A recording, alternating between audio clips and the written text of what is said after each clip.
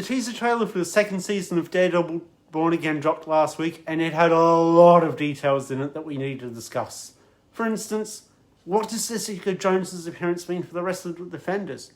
Who is Matt Gillard's mysterious new character? And is probably really dead? In this video, I'll break it all down so you know what to expect from this highly anticipated new season. The second season of Daredevil BORN Again premieres on Disney Plus on March 24th and is expected to pick up shortly after the events of the Season 1 finale.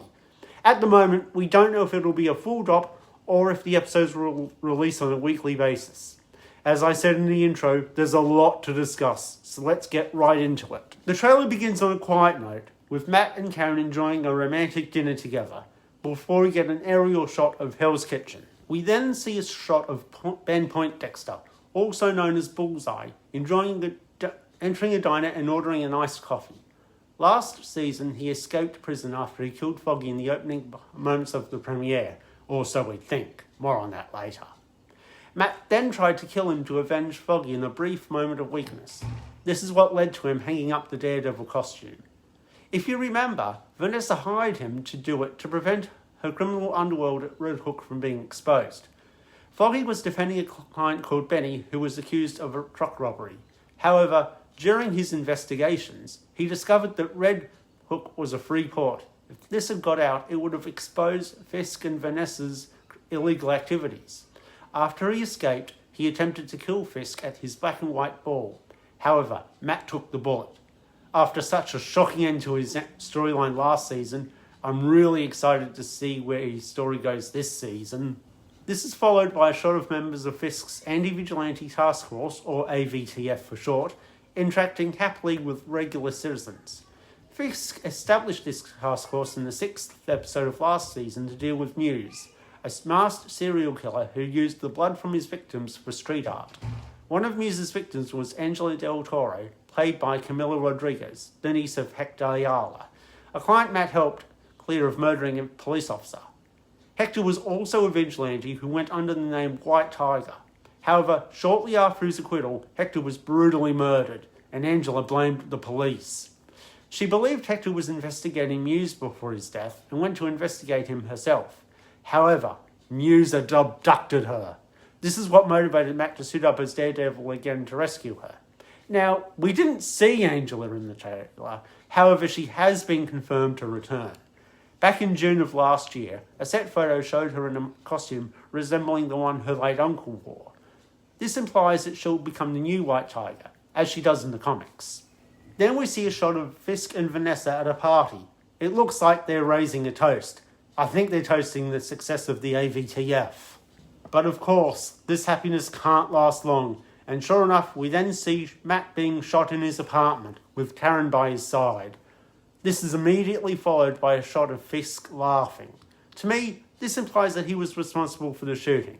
Of course, I don't think that he was the one who fired the gun, but I do think that he hired someone to do it. This is immediately followed by some shots of the AVTF in action, before we get our first shot of Matthew Gillard's new character, known only as Mr. Charles. We don't know much about him yet, but apparently he has some sort of antagonist relationship with Fisk.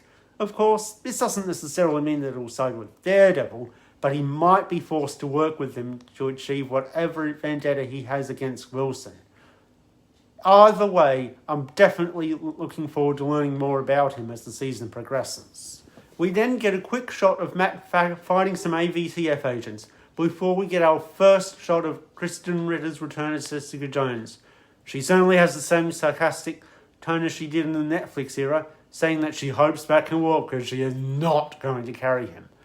Her appearance confirms that the Netflix shows are definitely canon, and I couldn't be happier, because although I haven't watched Jessica Jones, Luke Cage or Iron Fist, the Daredevil series was a masterpiece.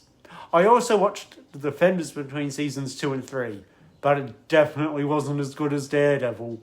Considering that Jessica looks to be playing a major role this season, I can't help but wonder if Luke or Jenny might show up.